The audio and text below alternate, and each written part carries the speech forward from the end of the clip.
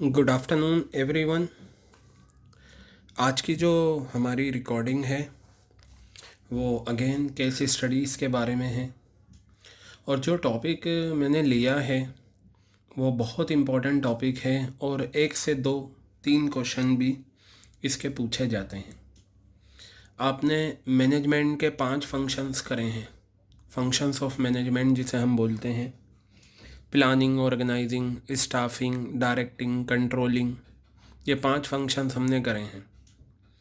कई बार एग्ज़ाम में ये देखा गया है कि आपको स्टोरी टाइप क्वेश्चंस गिवन होते हैं और उन स्टोरीज़ में पूछते हैं कि बताइए मैनेजमेंट का कौन सा फंक्शन यहाँ पर है और इसके आगे के 2 स्टेप्स बताइए या 3 बताइए या इसकी इम्पोर्टेंस बताइए या कैरेक्टरिस्टिक्स बताइए।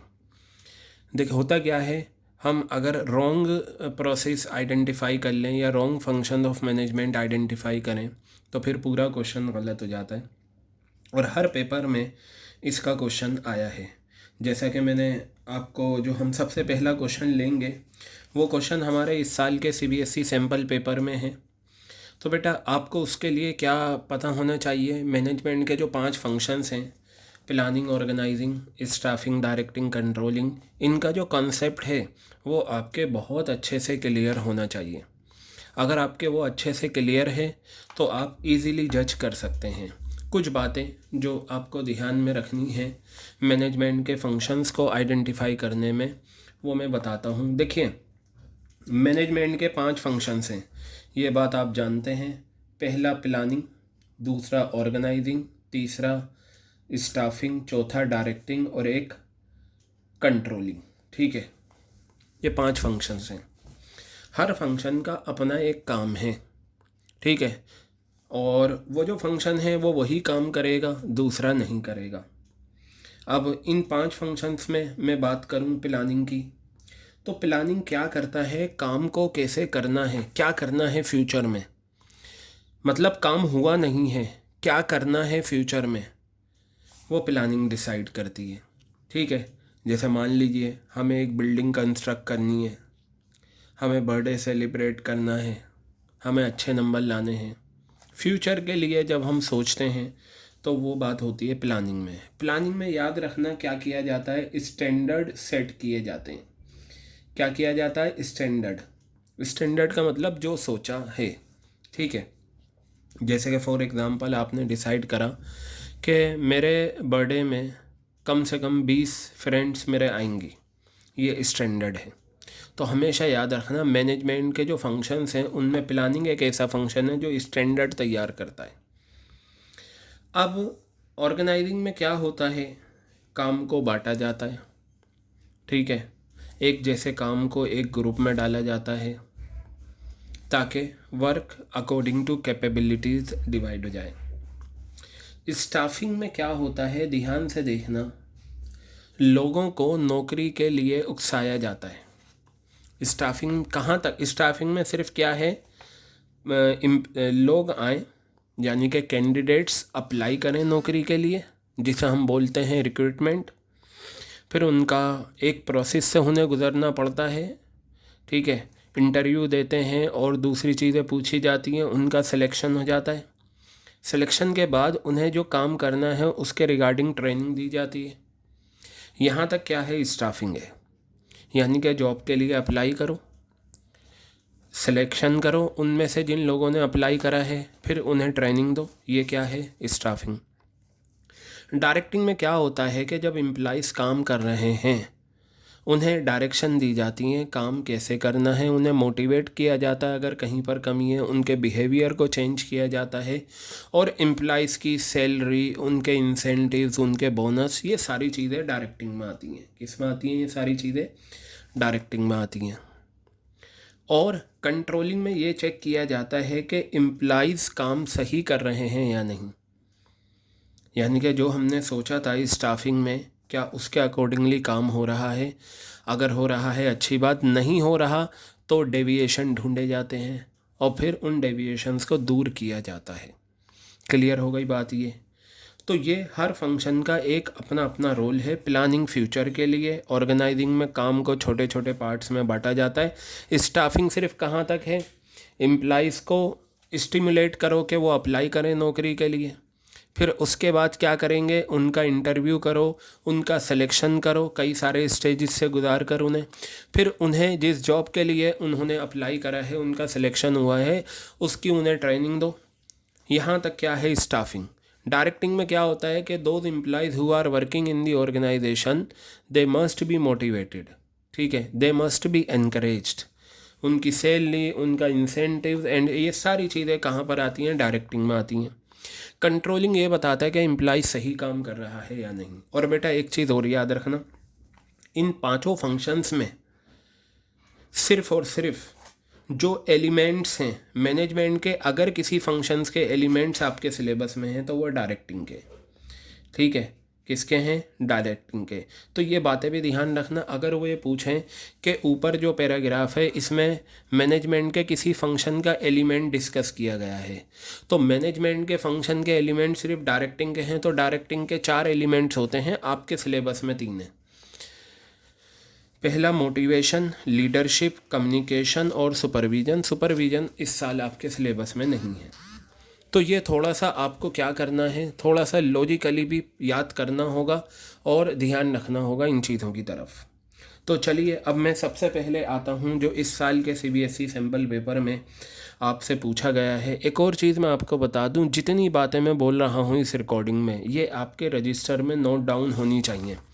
ये बातें आपको बहुत आसानी से केस स्टडीज़ को सॉल्व करने में हेल्प करेंगी। तो सबसे पहला क्वेश्चन, ये जो आपका ये CBSE सैम्पल पेपर का है इस साल के, क्वेश्चन नंबर 25, लेकिन इसे मैं अपने असाइनमेंट में क्वेश्चन नंबर 1 कहूँगा। क्या कहूँगा मैं इसे अपने असाइनमेंट में, क्वेश्चन नंबर 1 लीजिए। तो मैं इसे अपने पास भी क्वेश्चन नंबर 1 रिकॉर्ड कर लेता हूँ, ठीक है, क्वेश्चन नंबर 1।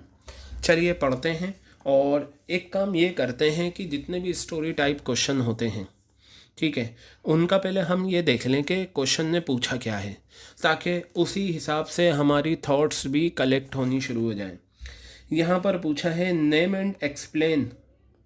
नेम यानी कि बताओ, और एक्सप्लेन भी करो द नेक्स्ट 2 स्टेप्स, बाद के 2 steps, which follow the step in the process of the function of management being discuss above. यानी कि इस पैराग्राफ में एक स्टेप फॉलो हुआ है मैनेजमेंट के किसी फंक्शन का। ध्यान से सुनिएगा क्या लिखा हुआ है, which follow the step in the process of the function of management being discuss above. इस पैराग्राफ में एक मैनेजमेंट के किसी फंक्शन ऑफ मैनेजमेंट जो है उसके किसी प्रोसेस का एक प्रोसेस डिस्कस हुआ है, उसके बाद वाले 2 स्टेप आपको बताने। तो सबसे पहले तो ये देखो कि मैनेजमेंट के कौन से फंक्शन का प्रोसेस है, क्लियर होगा। यहाँ का है ना, इन the process of one of the function of management. तो अब आपका दिमाग जो है सिर्फ और सिर्फ पूरे सिलेबस से हटकर कहाँ पर आ जाएगा, मैनेजमेंट के 5 फंक्शंस में। क्लियर हो गई, इतनी बड़ी थॉट्स जो थी आपके दिमाग में अब वो इतनी हो गई। अब इसमें से इन 5 फंक्शन में से हमें पढ़कर पता चलेगा कि मैनेजमेंट का कौन सा फंक्शन यहाँ पर लग रहा है। जो डिटेल है इनका मैं बता चुका हूँ। सबसे पहले बात करते हैं, in an interview with a leading news channel. एक इंटरव्यू में जो लीडिंग न्यूज़ चैनल है, मिस्टर राकेश क्वात्रा जो CEO हैं गेट माई जॉब के, एक ये कंपनी का नाम है suggested that companies which want more and more people to apply for jobs in the organisation. वो कंपनीज जो चाहती हैं कि उनकी ऑर्गेनाइजेशन में ज़्यादा से ज़्यादा लोग अप्लाई करें ऑर्गेनाइजेशन में जॉब के लिए, उन्हें अप्लाई करने का जो प्रोसेस है उसे सिंपल बनाना चाहिए और कैंडिडेट फ्रेंडली बनाना चाहिए। बस इतनी बात लिखी हुई है। तो बेटा अब आप ज़रा ध्यान से देखें, ये 3 लाइन पढ़ने के बाद इसमें किसकी बात हुई है, इंटरव्यू की, नौकरी देने की। और मैंने आपको समझाया था इंटरव्यू, नौकरी देना, ये काम मैनेजमेंट के स्टाफिंग फंक्शन का है। किसका है, स्टाफिंग फंक्शन का है। क्लियर हो गई बात। ये इंटरव्यू की बात हुई, अप्लाई करना है जॉब्स के लिए, तो ये किसकी बात हुई, स्टाफिंग फंक्शन की। क्योंकि डायरेक्टिंग का काम है मोटिवेट, लीडरशिप, बिहेवियर चेंज करना, वो बात इसमें हुई नहीं। कंट्रोलिंग का काम होता है कि काम सही हुआ या नहीं हुआ, वो भी बात कहीं से कहीं तक नहीं दिख रही। फ्यूचर की बात हो नहीं रही और काम को छोटे छोटे पार्ट्स में डिवाइड नहीं किया गया और क्लियर पता चल रहा है कि जहाँ इंटरव्यू की बात होगी और जॉब्स के लिए अप्लाई करना है तो वो स्टाफिंग फंक्शन है। तो ये तो पता चल गया कि ये क्या है, स्टाफिंग फंक्शन है, यानी कि स्टाफिंग के ही प्रोसेस आने। अब बच्चे क्या करेंगे, उन्हें इतनी ढंग से पढ़ते नहीं क्वेश्चन की रिक्वायरमेंट, वो स्टाफिंग का पूरा प्रोसेस लिख आएंगे और उनके मार्क्स चले जाएंगे, एक्स्ट्रा लिख कर आएंगे, मार्क्स चले जाएंगे। पूछा क्या है, नेम एंड एक्सप्लेन, नाम बताओ और एक्सप्लेन करो बाद के 2 स्टेप। किसके बाद के 2 स्टेप, यानी कि वो स्टेप जो यहाँ फॉलो हुआ है। बेटा अब ज़रा मेरी बात सुनो, आपने स्टाफिंग प्रोसेस करा है, जैसे कि मैं ये बुकलेट आपके पास है और मैं आपको इस बुकलेट में दिखा दूँ कि ये स्टाफिंग के 8 प्रोसेस हैं या नहीं। पहला एस्टिमेटिंग मैन पावर रिक्वायरमेंट, दूसरा recruitment, selection, placement and orientation and list goes on.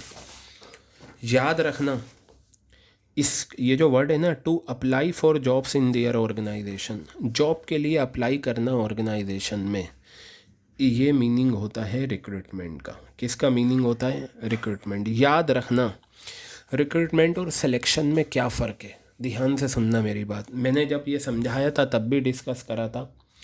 Recruitment का सिंपल सा मतलब होता है कि जो लोग नौकरी की तलाश कर रहे हैं, जो लोग नौकरी की तलाश कर रहे हैं, उन्हें उकसाना, उन्हें स्टिमुलेट करना कि वो अप्लाई करें नौकरी के लिए।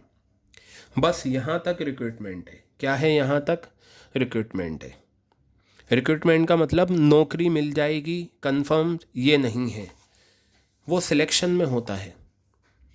आओ अप्लाई कर दो, जैसा आपने देखा होगा बहुत सारी वेबसाइट हैं, न्यूज़पेपर में भी आता है, एडवर्टीज़मेंट आता है, आप इंग्लिश के पेपर में भी एक एड आता होगा आपके लिखने को कि नौकरी के लिए अप्लाई करना है, सारी चीज़ें। ये क्या है, रिक्रूटमेंट। नौकरी के लिए अप्लाई करना ये रिक्रूटमेंट है, दैट्स ऑल। क्लियर हो गई बात। तो अगर किसी भी क्वेश्चन में आपको ये मिले कि जॉब के लिए अप्लाई करा है तो बेटा वो रिक्रूटमेंट है। तो यहाँ जो स्टाफिंग का जो प्रोसेस फॉलो हुआ है वो रिक्रूटमेंट है। क्या पूछा, name and explain the next 2 step. Recruitment के बाद आने वाले 2 स्टेप जो हैं उन्हें एक्सप्लेन करना है।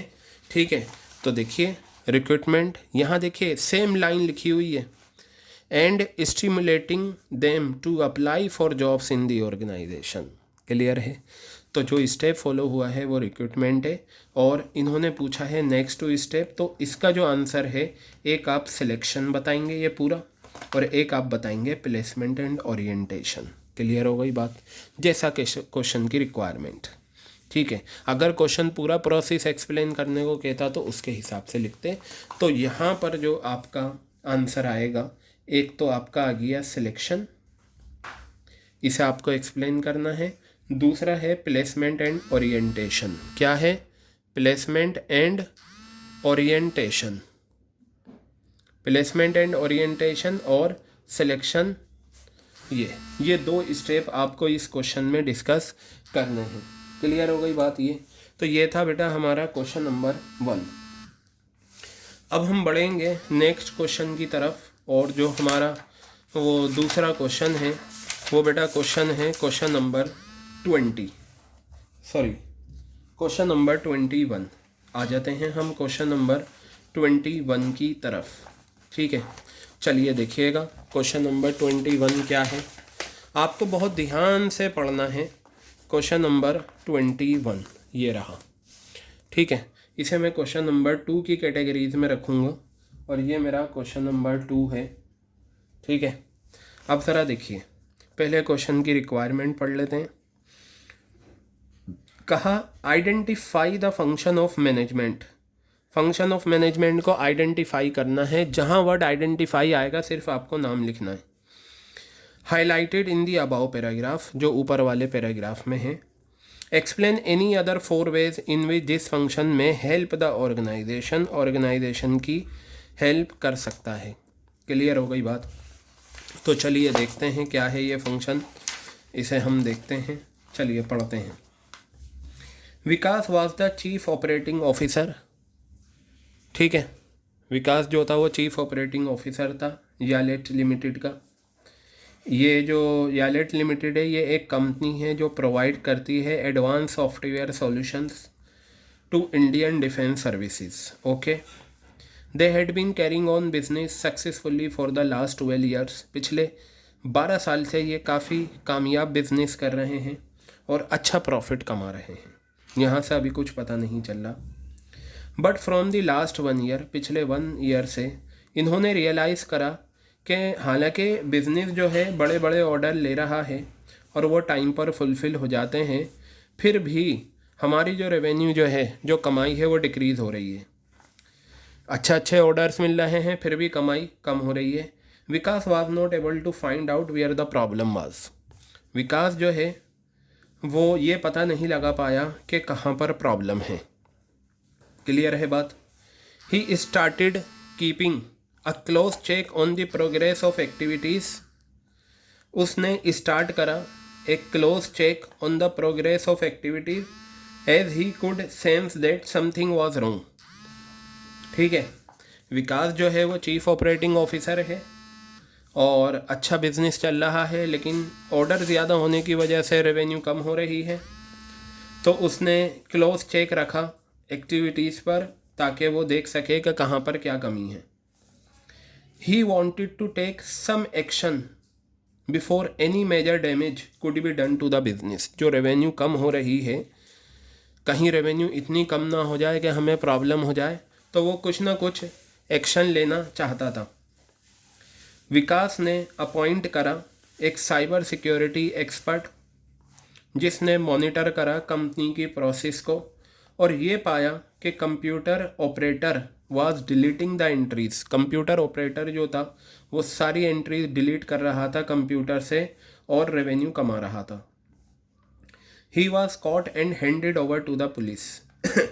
उसको रंगे हाथों पकड़ा गया और उसे पुलिस के हवाले कर दिया गया। This created an atmosphere of order and discipline in the organisation and help in minimising dishonest behaviour on the part of employees. ठीक है, तो जो डिसऑनेस्ट बिहेवियर था एम्प्लॉइज़ के पार्ट पर, उसे क्या किया गया? दूर किया गया। क्लियर हो गई बात ये आपके? ठीक है, तो चलिए अब हम आगे की तरफ बढ़ते हैं और देखते हैं यहाँ पर कि ये किस फंक्शन ऑफ मैनेजमेंट की बात की गई है। आप ज़रा एक चीज़ ध्यान से सुनिए। यहाँ अब देखिए 5 फंक्शन हैं, अब कौन सा लगे? तो कुछ फंक्शन देखिए किस तरीके से आप हटाएंगे कि वो लगेंगे ही नहीं। पूरा पैराग्राफ आपने पढ़ा, पूरी स्टोरी आपके दिमाग में। यहाँ पर ऐसा तो है नहीं कि नौकरी मिली है और उनका सिलेक्शन किया गया है, उन्हें ट्रेनिंग दी गई है, तो बेटा जो स्टाफिंग है उसे तो सिरे से क्रॉस कर दो। डायरेक्टिंग में क्या होता है? मोटिवेशन, बिहेवियर को चेंज किया जाता है, इंसेंटिव, सैलरीज वगैरह, ये भी इसमें नहीं है, हटा दो। क्लियर है बात? काम को छोटे छोटे पार्ट्स में डिवाइड करना, ऑर्गेनाइजेशन भी कहीं से दूर तक नहीं है।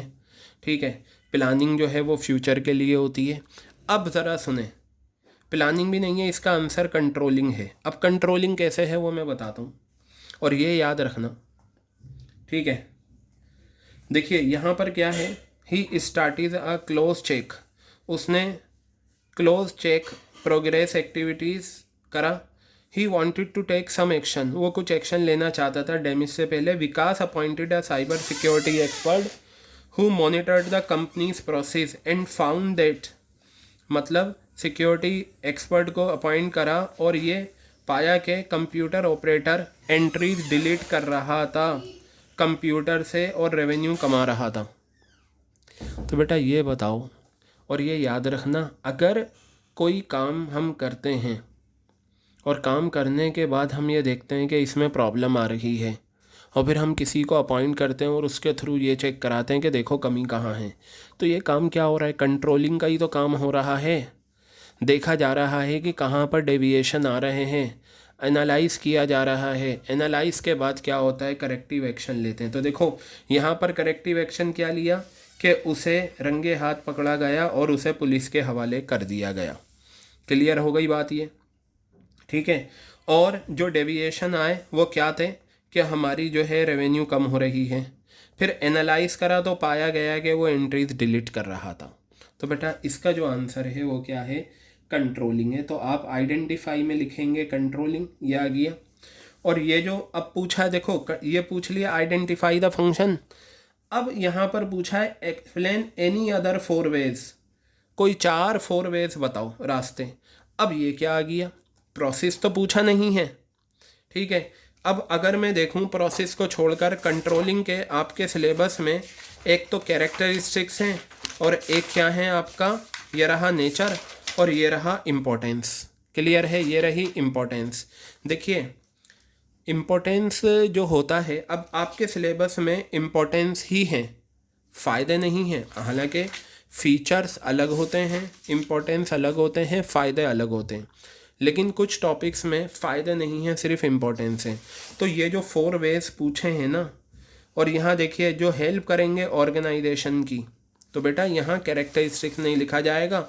जब भी 4 वेज 3 वेज पूछा जाए तो उसका मतलब इम्पोर्टेंस ही। और एक चीज़ मैं आपको और बता दूं, अगर वो आपसे पूछें कंट्रोलिंग के फ़ायदे बताओ, अब ये बताओ सिलेबस में फ़ायदे नहीं है ना, तो ये इम्पोर्टेंस ही फ़ायदे बन जाते हैं। क्या बन जाते हैं, इम्पोर्टेंस ही फ़ायदे बन जाते हैं। तो यहाँ जो ये 4 वेज पूछा है, ये आपका क्या है, कंट्रोलिंग की इम्पोर्टेंस लिखनी है। इनमें से आपको कोई 4, अच्छा मुझे और पता कैसे चला कि इम्पोर्टेंस है, यहाँ पूछा है कि कोई 4 दूसरे रास्ते बताओ जिसमें मैनेजमेंट का जो फंक्शन है वो हेल्प कर सकता है ऑर्गेनाइजेशन की।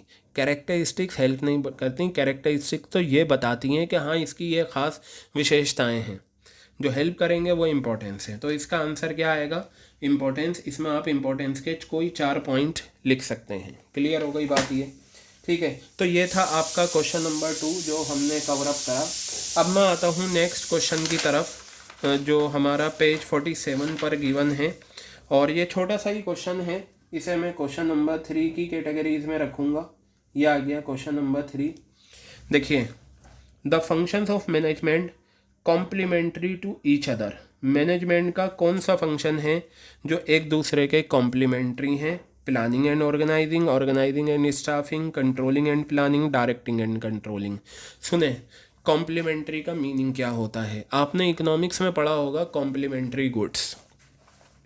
कॉम्प्लीमेंट्री गुड्स वो गुड्स होती हैं एक के बगैर दूसरी अधूरी है, यही थी डेफिनेशन, जैसे कि कार और पेट्रोल, ठीक है। कॉम्प्लीमेंट्री गुड्स का example car and petrol. Car है पेट्रोल नहीं है तो कार चल नहीं सकती, पेट्रोल है कार नहीं है तो कोई फ़ायदा नहीं है। तो ये एक अच्छा एग्जांपल था कॉम्प्लीमेंट्री गुड्स का, एक के बगैर दूसरी अधूरी है। याद रखना, इसे नोट डाउन कर लेना, आपके काम आएगा। जो कॉम्प्लीमेंट्री फंक्शंस हैं एक दूसरे के, वो कंट्रोलिंग और प्लानिंग होता है। क्योंकि आपने पढ़ा होगा कंट्रोलिंग की डेफिनेशन क्या है, स्टैंडर्ड तैयार करो, एक्चुअल परफॉर्मेंस को मेजर करो, दोनों को कंपेयर करो। जैसे कि स्टैंडर्ड तैयार करो, क्या करना है, ठीक है, फिर एक्चुअल परफॉर्मेंस को मेजर करो, दोनों को कंपेयर करो, डेविएशंस आएंगे, एनालाइज करो, करेक्टिव एक्शन लो, ये कंट्रोलिंग है। याद रखना, प्लानिंग जो है वो स्टैंडर्ड प्रोवाइड करता है। प्लानिंग क्या करता है, स्टैंडर्ड क्या करना है उसके हिसाब से हम काम करते हैं, और कंट्रोलिंग हमें बताता है कि जो स्टैंडर्ड सेट हुए थे क्या उसके हिसाब से काम हुआ है या उससे कम काम हुआ है। जैसे मान लीजिए 1 महीने में हमें 1000 टॉयज़ बनाने थे, तो ये हमें बताया किसने, प्लानिंग ने, ठीक है। और कंट्रोलिंग ये बताएगा 1000 टॉयज़ से ज़्यादा बने या कम बने। तो याद रखना, वही बात है ना, रिलेशनशिप आपके सिलेबस से हटा दी गई है, relationship between planning and controlling. बहुत इंपॉर्टेंट क्वेश्चन था, याद रखना, प्लानिंग कंट्रोलिंग के बिना अधूरी है, कंट्रोलिंग प्लानिंग के बिना अधूरी है। प्लानिंग स्टैंडर्ड प्रोवाइड करता है, कंट्रोलिंग में पता चलता है कि जो स्टैंडर्ड बनाए गए हैं उसके हिसाब से काम हुआ है या नहीं। तो इसे याद रखना आप। ये था हमारा क्वेश्चन नंबर, मैं इसे असाइनमेंट में दूंगा, क्वेश्चन नंबर 3 लीजिए, ये क्वेश्चन नंबर 3 आ गया। अब जो मेरा नेक्स्ट क्वेश्चन है वो है क्वेश्चन नंबर 2, ये रहा, इसे भी हम देख लेते हैं। क्वेश्चन नंबर 2 जो है, इसे मैं क्वेश्चन नंबर 4 कह देता हूँ, और ये है बेटा हमारा क्वेश्चन नंबर 2, ये 4 आ गया और ये आ गया आपका 3, ठीक है। चलिए बेटा देखिए क्वेश्चन नंबर 4 क्या लिखा हुआ है। On the introduction of goods and services tax act GST act, जब जीएसटी एक्ट इंट्रोड्यूस हुआ तो जो एक्सपर्ट्स थे बिजनेस की फील्ड के, उन्होंने स्टार्ट कर दिया एनालाइज करना, जांच करना and forecasting its impact on various sectors and industries. जब सरकार ने जीएसटी लागू करा तो जो बिज़नेस के एक्सपर्ट्स थे उन्होंने स्टार्ट कर दिया कि इसका बिज़नेस पर क्या असर पड़ेगा और फोरकास्ट करना शुरू कर दिया कि हाँ इस तरीके से सेक्टर या किस इंडस्ट्रीज़ पे इसका असर पड़ेगा। विवेक जो है एक बहुत इस्टेब्लिश बिजनेसमैन है, उसने कुछ सेमिनार्स अटेंड करे, कॉन्फ्रेंसेस अटेंड करी जो एक्सपर्ट्स ने ऑर्गेनाइज करी थी to familiarise himself with this information. ठीक है, he wanted to use these forecast, वो इन फोरकास्ट को यूज़ करना चाहता था to reduce the uncertainty in making decision for the future in his business. पूछा है name the step in the planning process that is being discuss in the above paragraph. इस paragraph में planning का कोई step discuss हुआ है उसे बताना है। बेटा एक चीज़ याद रखना, आपने प्लानिंग में करा होगा डिवेलपिंग प्रेमाइसिस। क्या करा है? Developing premises. वो क्या कहता है? फ्यूचर की अजम्पशंस लेकर चलना, जिसे हम अजम्पशन को बोलते हैं फोरकास्ट। और देखिए यहाँ पर ये फोरकास्टिंग वर्ड भी आया और दोबारा से आया he wanted to use these forecast. जब भी किसी स्टोरी टाइप क्वेश्चन में इस तरीके से आए कि फोरकास्टिंग की है और प्लानिंग के प्रोसेस की बात हो तो हमेशा याद रखना वो प्लानिंग का कौन सा स्टेप होता है? Developing premises. डेवलपिंग प्रेमाइसिस का मतलब होता है फ्यूचर में होने वाली फोरकास्टिंग की आप अजम्पशंस अभी से लेकर चलो कि हाँ फ्यूचर में ऐसा हो सकता है। तो उसने जैसे ही जीएसटी एक्ट आया था उसका इम्पेक्ट क्या पड़ेगा वेरियस सेक्टर्स एंड इंडस्ट्रीज़ पर, उसकी फोरकास्टिंग उसने अभी से कर ली थी। क्लियर हो गई बात ये आपके? ठीक है, तो ये याद रखना कई सारी स्टोरीज़ में आ सकता है कि अगर फोरकास्टिंग की बात हो रही है तो वो डेवलपिंग प्रेमाइसिस है। तो ये हमारा क्वेश्चन हो गया। अब बेटा इसके बाद जो हमारा नेक्स्ट क्वेश्चन है वो है पेज नंबर 58 पर। तो देखते हैं हम पेज नंबर 58 पर हमारा कौन सा क्वेश्चन है। हाँ देखिए ये आ गया हमारा क्वेश्चन नंबर 5, इसे मैं क्वेश्चन नंबर 5 कहूँगा।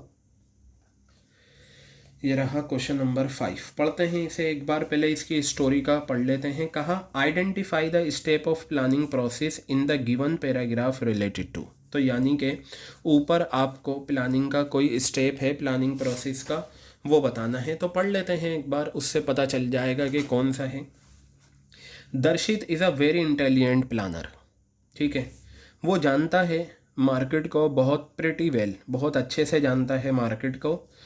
पिछले 10 सालों में, ठीक है, he has been leading several successful projects for his company. पिछले 10 सालों में वो काफ़ी कामयाब प्रोजेक्ट्स कर रहा है अपनी कंपनी के लिए। Company gives him responsibility, company उसे जिम्मेदारी देती है to start a new project in Russia. Russia में एक नया प्रोजेक्ट स्टार्ट करना है। विद हिज एक्सपीरियंस, वो अपने तजुर्बे से कुछ अजम्पशंस लेकर चलता है।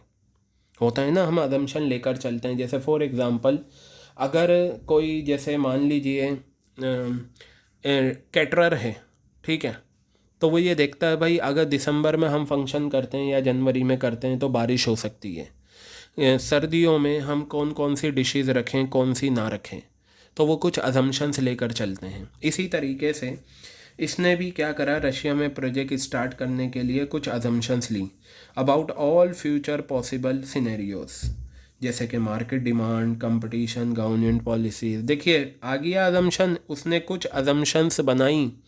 और अगर प्लानिंग प्रोसेस में अजम्पशंस की बात हो रही है, फोरकास्टिंग की बात हो रही है, तो वो क्या है? Developing planning premises. ये रहा डेवलपिंग प्रेमाइसिस। इस बात को याद कर लेना, इस बात को लिख लेना। क्या अगर प्लानिंग प्रोसेस की बात हुई है और वहाँ अजम्पशंस या फोरकास्टिंग की बात हुई है, देखिए यहाँ तो क्लियर मेंशन कर दिया गया कि प्लानिंग प्रोसेस का कोई स्टेप है, तो बाकी के फंक्शंस तो आप हटा दीजिए। अब प्लानिंग प्रोसेस में कौन सा है वो आपको बताना है। क्लियर हो गई बात ये? तो ये था हमारा क्वेश्चन नंबर 5। अब हम आते हैं नेक्स्ट क्वेश्चन की तरफ और ये क्वेश्चन है क्वेश्चन नंबर 62। चलिए देखते हैं क्वेश्चन नंबर 62, पेज नंबर 62 पर क्वेश्चन नंबर 6 में इसे कहूँगा। तो देखते हैं ये क्या है। यहाँ पर बेटा 2 क्वेश्चन हैं, तो दोनों क्वेश्चन हम देखेंगे। मैं सबसे पहले जो लूँगा क्वेश्चन नंबर 30 लूँगा, उसके बाद 31 लूँगा। तो यहाँ आ जाइए। The Indian pharmaceutical industry has realise that different types of bacteria have become resistance to the existing antibiotics. Clear है। इंडियन फार्मेटिकल इंडस्ट्री ने रियलाइज़ करा कि कई तरीके के बैक्टीरिया जो है वो रेसिस्टेंट हो चुके हैं existing antibiotics. To ensure this may no lead to major medical issues in future में कोई मेडिकल इश्यूज ना आए। They have started working on this issue. उन्होंने इस इशू पर स्टार्ट करा वर्क करना। ठीक है। If things go as anticipated, अगर चीज़ें जैसा सोचा, देखिए क्या कहा, if things go as anticipated, if things go as anticipated then a new antibiotic for such bacteria based upon the made in India compound would hit the market by 2025। Clear है। अगर things वैसी जाती हैं जैसा सोचा था, anticipate का मतलब होता है एडवांस में सोच लेना, एंटिसिपेशन में सोच लेना। Then a new antibiotic for such bacteria based upon made in India would hit the market by 2025। पूछा मैनेजमेंट का कौन सा फंक्शन डिस्कस हुआ है ऊपर। अब आप ज़रा ध्यान से सुनो। देखो 5 फंक्शन है, कुछ फंक्शन ऐसे हैं जिन्हें हटाना शुरू करो। स्टाफिंग तो है ही नहीं, ना रिक्रूटमेंट की बात हुई, ना सिलेक्शन की, ना ट्रेनिंग की, हटा दो स्टाफिंग। कंट्रोलिंग की भी बात नहीं है कि काम कम हुआ या ज़्यादा हुआ, ऑर्गेनाइजिंग भी नहीं है, मोटिवेशन की बात नहीं हो रही। और आप खुद देखो यहाँ से पता चल रहा है प्लानिंग में हम क्या करते हैं, पहले से सोच कर चलते हैं फ्यूचर में। एंटिसिपेशन की बात हो रही है। और क्या कहा कि ये बैक्टीरिया मेड इन इंडिया अगर इंडिया में बनाया जाए वुड हिट द मार्केट 2025 तक, 2025 तक ये मार्केट को क्या करेगा, हिट करेगा। क्लियर हो गई बात। तो बेटा यहाँ जो आंसर आना है वो क्या आना है, प्लानिंग। क्या आना है वो, प्लानिंग। क्लियर हो गई। तो इस तरीके से आप अपने काम को आसान कर लीजिए। आप है ना जो फंक्शंस हैं मैनेजमेंट के जो नहीं लग रहा है उन्हें हटा दो, 100% वो नहीं लगेंगे। और कुछ ऐसा आएंगे कि आप अपने आंसर पर आ जाओगे। जैसे अभी मैंने तरीका बताया, स्टाफिंग नहीं लग रहा, कंट्रोलिंग नहीं लग रहा, डायरेक्टिंग नहीं लग रहा, लेकिन हाँ प्लानिंग, तो आप कहीं ना कहीं अपने रास्ते पर आ जाओगे। और 3 इंपॉर्टेंस आप बता दीजिए प्लानिंग की। क्लियर हो गई बात ये। तो अब हम आते हैं क्वेश्चन नंबर 7 की तरफ। कहाँ पर आते हैं, क्वेश्चन नंबर 7 की तरफ आते हैं। ठीक है। तो बेटा अब यहाँ पर देखिए क्वेश्चन नंबर 7 ये पढ़ लेते हैं एक बार। क्या कहता है क्वेश्चन नंबर 7, बताया identify and explain the function of management. Management का जो फंक्शन है उसे बताना है आपको। AS limited is a large company. AS limited जो है वो लार्ज कंपनी है। Engaged in assembly of air conditioner, air conditioner के काम में बिजी है। Recently the company had conducted, recently company ने कंडक्ट करा टाइम एंड मोशन स्टडी, और ये पाया कि on an average a worker can assemble 10 air conditioner in a day. एक दिन में वो 10 एयर कंडीशनर बना सकता है। ठीक है। अब इधर देखिएगा, the target volume of the company in a day is assembling 1000 units. Company का एक दिन का एयर कंडीशनर का जो वॉल्यूम है वो कितना है, 1000 यूनिट्स। यानी कि एक दिन में कंपनी 1000 AC बनाएगी। टारगेट वॉल्यूम सोच लिया ये बेटा। कंट्रोलिंग की बात चल रही है, आगे पता चल जाएगा। देखिएगा आगे बताया, कंपनी जो है अट्रैक्टिव अलाउंसेस प्रोवाइड कर रही है लेबर टर्नओवर को कम करने के लिए, यानी कि लेबर छोड़कर ना जाए क्योंकि काम ज़्यादा है। एक दिन में 1000 AC बनाने हैं। लेबर टर्नओवर का मतलब होता है कि एम्प्लॉइज़ का जो आना जाना होता है उसे लेकर, यानी कि कंपनी छोड़कर ना जाए और वो एब्सेंट ना हो।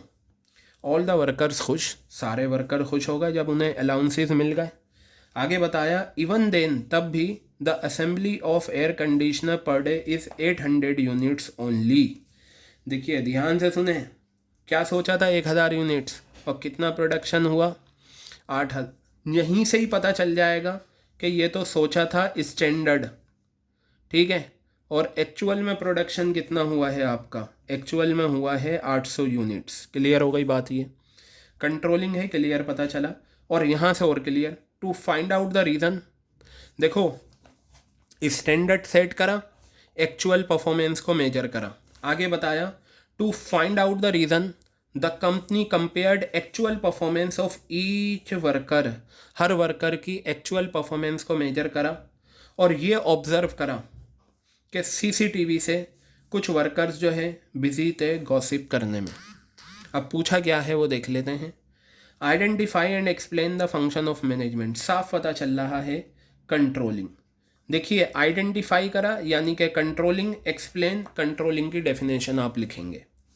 अब ये इंपॉर्टेंट है, स्टेट दो स्टेप्स, वो स्टेप बताने हैं in the process of function identified which are discuss in the about.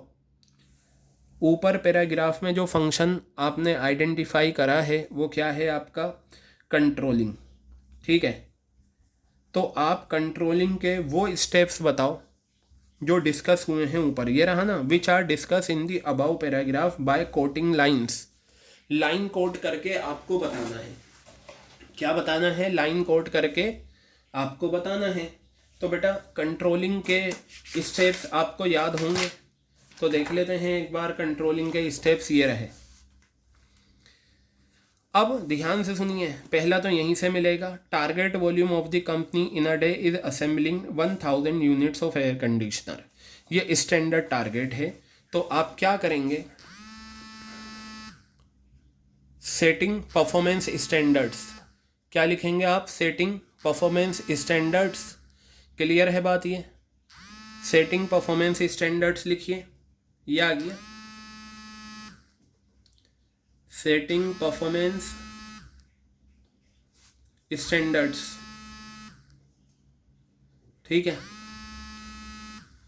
और उसके बाद ये देखिए यहाँ से लिखेंगे target volume of the company, ये पूरा सेंटेंस इसके आगे लिख देंगे कोटिंग लाइंस इस तरीके से करके।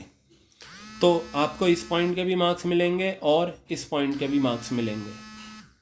क्लियर है, ये चीज़ क्लियर हो गई आपके।